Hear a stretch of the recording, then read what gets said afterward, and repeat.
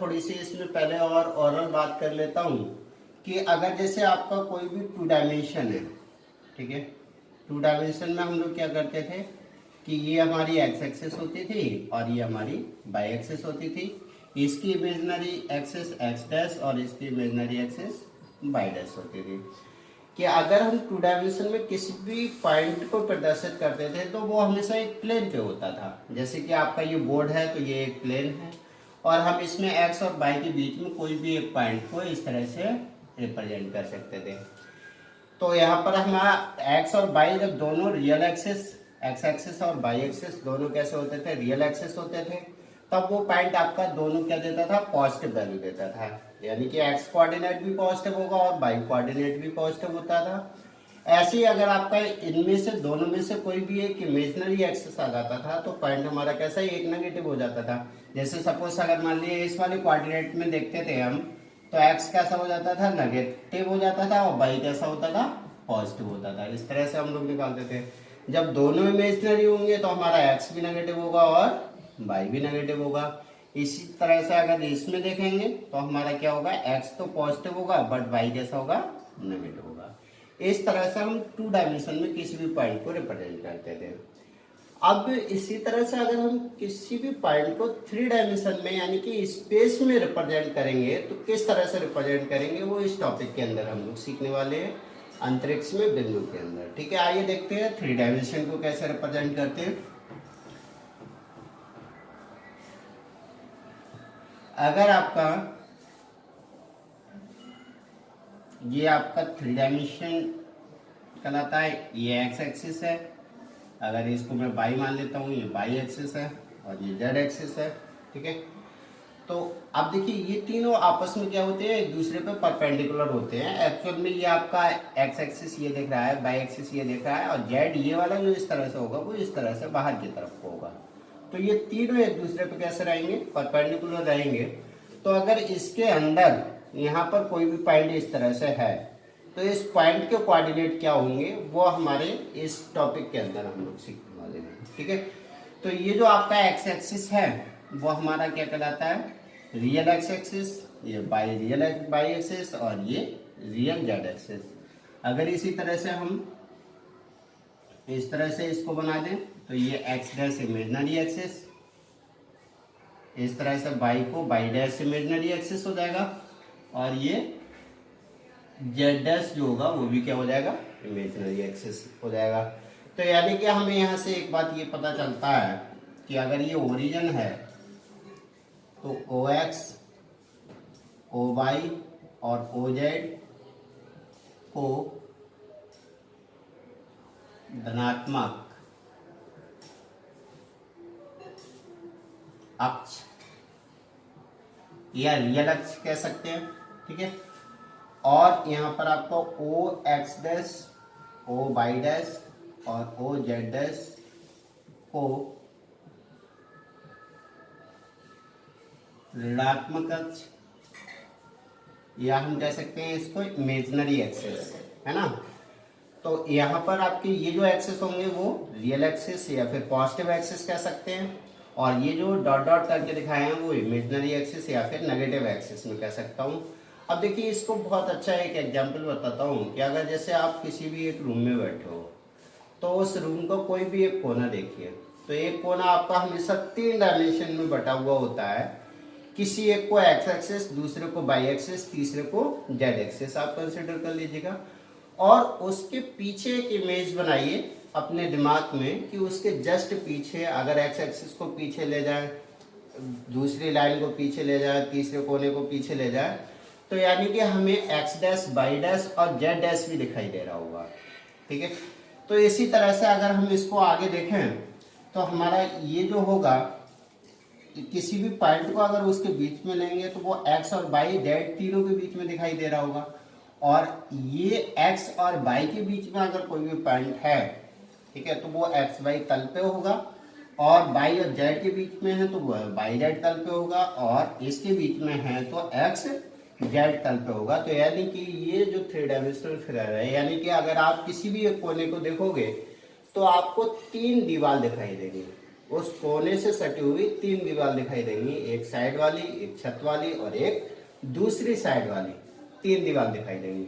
तो वो 3 दीवार जो होंगी वो क्या होंगी, आपकी एक तरह के प्लेन यानी कि समतल की तरह काम करेंगी। तो हम उसको ये कह देते हैं कि हमें किसी भी एक 3 डायमेंशनल फिगर में ओ, ऐसे कह लो, एक्स ओ बाई तथा एक्स ओ बाई क्या होगा, हमारा एक तल होगा, निर्देशांक तल कह सकते हैं, निर्देशांक तल होगा। और दूसरा होगा हमारा Y O Z, Y O Z भी क्या होगा, हमारा निर्देशांक तल होगा। और तीसरा होगा हमारा Z O X, Z O X भी क्या होगा, निर्देशांक तल होगा। तो अगर हमारा कोई भी 3 डायमेंशनल फिगर है तो वो हमेशा 3 निर्देशांक तल होंगे उसके पास, और आपका 3 रियल एक्सिस होंगी, और पीछे की तरफ अगर हम इमेज करें तो 3 हमारी कैसी होंगी, इमेजिनरी एक्सिस होंगी। तो इस तरह से हम किसी भी 3 डायमेंशनल को समझ सकते हैं। ठीक है, अगर अब मैं बात करता हूँ कि अगर हमारा कोई भी एक पॉइंट है, जैसे मान लिया कि आप रूम में हो, अगर रूम का एक कोना आपने डिसाइड कर रखा है और उनको एक्स वाई जेड आपने दे रखा है, तो अगर मान लिया कोई भी आपका हवा में कोई भी पार्टिकल उड़ रहा है या फिर हवा में कोई भी चीज़ आपने लटका रखी है, तो वो एक्स एक्सिस से क्या डिस्टेंस रखेगा, यानी कि एक कोने से क्या डिस्टेंस, दूसरे कोने से और तीसरे वाले तल से आपका क्या डिस्टेंस होगा, वो हमारा पॉइंट की पोजीशन को बताता है। ठीक है, तो आइए देखते हैं इस चीज को कि अगर हमें कोई भी पॉइंट प्रदर्शित करना हो तो हम किस तरह से प्रदर्शित करते हैं किसी भी पॉइंट को 3 डायमेंशन में। तो आप मान लिया चित्र बना लेता हूं, ये हमारी एक्स एक्सिस है, ये वाई एक्सिस है और ये जेड एक्सिस है। ठीक है, अब हम क्या करते हैं, तीनों निर्देशांक समतलों के समांतर 3 समतल ले लेते हैं जो कि 3 बिंदुओं पर कट करते हैं, एक्स, वाई और जेड। तीनों बिंदु पे कुछ इस तरह से कट करेंगे, एक एक्स एक्सिस पे, एक वाई एक्सिस पे और एक जेड एक्सिस पे, कुछ इस तरह से। ये एक्स एक्सिस, वाई एक्सिस और जेड एक्सिस, इन पे 3 प्लेन को हम रख देते हैं। चित्र के द्वारा समझ लेते हैं इस बात को।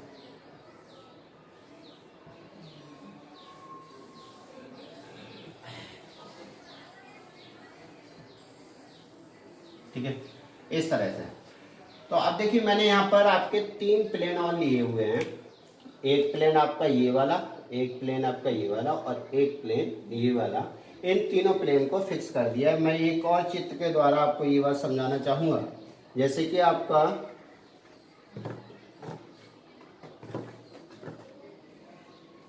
ये देखिए, अगर आप रूम को देख रहे हैं तो रूम के कोने आपको कुछ जैसे ऊपर की साइड में इस तरह से दिखाई देगा। एक को एक्स एक्सिस मान लोगे, दूसरे को वाई एक्सिस मान लोगे, तीसरे को जेड एक्सिस मान लोगे। अब उसके बाद में हमें क्या करना है, 3 किसी भी पॉइंट को डिसाइड करने के लिए हमें 3 प्लेन और लेना है। 3 प्लेन मैंने आपके ये, एक प्लेन ये है, दूसरा ऊपर ये है, तीसरा ये है। इन तीनों प्लेन को मैंने एक साथ यहाँ पर क्या करा, फिक्स कर दिया, यहाँ पर रखा। ठीक है, इस तरह से अगर हमने रख दिया, सॉरी यहाँ पर ये रखा हुआ है, देखिए और पास ले आता हूँ कि अगर हमने इस प्लेन को यहाँ पर इस तरह से रखा हुआ है, तीनों प्लेन को, तो अब ये जो प्लेन है 1 2 3 प्लेन, ठीक है, तो ये प्लेन, ये वाला जो प्लेन है वो एक्स एक्सिस को कहाँ पर कट कर रहा है, यहाँ पर कट कर रहा है, और ऊपर वाला प्लेन वाई एक्सिस को कहाँ पर कट कर रहा है, यहाँ पर कट कर रहा है, और ये वाला प्लेन है जेड एक्सिस को आपको यहाँ पर कट कर रहा है। इस तरह से हमने फिक्स किया है। अब देखिए, अगर कोई भी प्लेन एक्स एक्सिस को यहाँ पर कट कर रहा है तो इसका कोऑर्डिनेट जो होगा वो कितना होगा, एक्स एक्सिस पे हमेशा वाई और जेड कोऑर्डिनेट क्या होगा, 0 होगा, यानी कि x, 0, 0 ले लिया मैंने। ऐसे अगर आपका वाई एक्सिस को ये कट कर रहा है यहाँ पर, तो वाई एक्सिस को ये क्या होगा, 0, y, 0 हो जाएगा। अगर ये जेड एक्सिस को यहाँ पर कट कर रहा है तो ये हो जाएगा 0, 0, z हो जाएगा। अब देखिए, ये x और z, नीचे वाला प्लेन जो है हमारा क्या है, x और z प्लेन है। तो इसमें यहाँ इस वाली डिस्टेंस जो होगी जेड डिस्टेंस होगी और ये वाली डिस्टेंस जो होगी वो एक्स डिस्टेंस होगी। ये बात आपको पता है। यानी कि एक्स एक्स से जो डिस्टेंस होगी उसको हम एक्स कहते हैं और जो जेड एक्स से डिस्टेंस होगी उसको हम जेड कहते हैं और बाई एक्स से जो डिस्टेंस होगी उसको हम क्या कहते हैं, बाई कहते हैं। क्लियर है।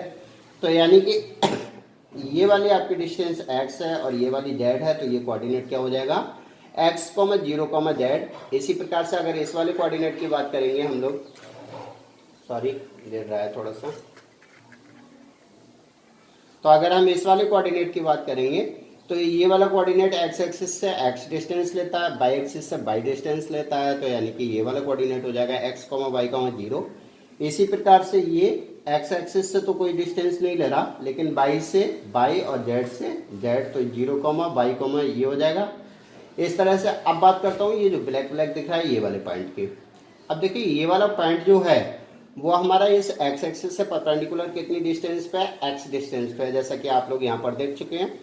और z एक्सिस से कितनी डिस्टेंस पे, z डिस्टेंस पे, जैसा कि आप लोग यहाँ पर देख चुके हैं। और बाई एक्सिस से आपकी कितनी, बाई डिस्टेंस पे, यानी कि जैसा कि आप देख चुके हैं। तो यहाँ से ये वाली डिस्टेंस, ऊपर वाली डिस्टेंस बाई हो गई, इधर को x हो गई और इधर को z हो गई। तो परपेंडिकुलर डिस्टेंस इस वाले पॉइंट की होगी वो कितनी होगी, x, y, z। यानी कि ये वाला जो पॉइंट होगा वो हमारा किसको रिप्रेजेंट करेगा, x, y, z को रिप्रेजेंट करेगा। तो अब ऐसे ही मैं यहाँ पर बनाता हूँ, जैसे कि आपका ये x एक्सिस है और ये आपका क्या है, ओरिजिन है। ठीक है। तो यहाँ से यहाँ तक की डिस्टेंस अगर ये x है तो x, 0, 0 हो जाएगा। ठीक है। z एक्सिस पे है तो ये 0, 0, z हो जाएगा। और ये वाला आपका क्या है, बाई एक्सिस पे है तो आपका कितना हो जाएगा, 0, y, 0 हो जाएगा। ठीक है। अब देखिए इसके बाद में ये हमारे क्या है, एक्स जेड तल है, इसको एक्स जेड तल बोलते हैं। और ये हमारा एक्स बाई तल होगा और ये हमारा क्या होगा, बाई जेड तल होगा, बाई जेड तल होगा। ठीक है। तो अब देखिए इसमें आपका एक्स कोऑर्डिनेट यानी कि ये वाली डिस्टेंस आप देख रहे हो कितनी है, एक्स है, और ये वाली डिस्टेंस आपकी जेड है। तो ये वाला कोऑर्डिनेट रिप्रेजेंट करने के लिए हमारा क्या होगा, एक्स, 0, जेड, यही तो होगा। इस वाले कोऑर्डिनेट को रिप्रेजेंट करने के लिए हम लोग क्या करेंगे, x, y, 0, z कोऑर्डिनेट 0 होगा। और इस वाले पॉइंट को रिप्रेजेंट करने के लिए हम लोग क्या करेंगे, 0, y, z हो जाएगा। और ये वाला जो पॉइंट होगा वो x एक्सिस से भी डिस्टेंस, यानी कि ये वाली डिस्टेंस कितनी है, ये वाली बाई डिस्टेंस है हमारी, है ना। और ये वाली डिस्टेंस z है हमारी और ये वाली डिस्टेंस कितनी है, x है हमारी। तो ये वाला कोऑर्डिनेट होगा x, y, z होगा। यानी कि ये कोई अगर P पॉइंट है तो इसके कोऑर्डिनेट कितने होंगे, x, y, z होंगे। तो ये O, A, B, C क्या देता हूँ, और ये D, और ये E, और ये F। ठीक है। तो यानी कि हम यहाँ से ये कह सकते हैं कि अगर हमारा P कोई भी कोऑर्डिनेट है तो उस P के कोऑर्डिनेट हमारे कितने होंगे, x, y, z कोऑर्डिनेट होंगे। ठीक है। हम क्या करते हैं, OX,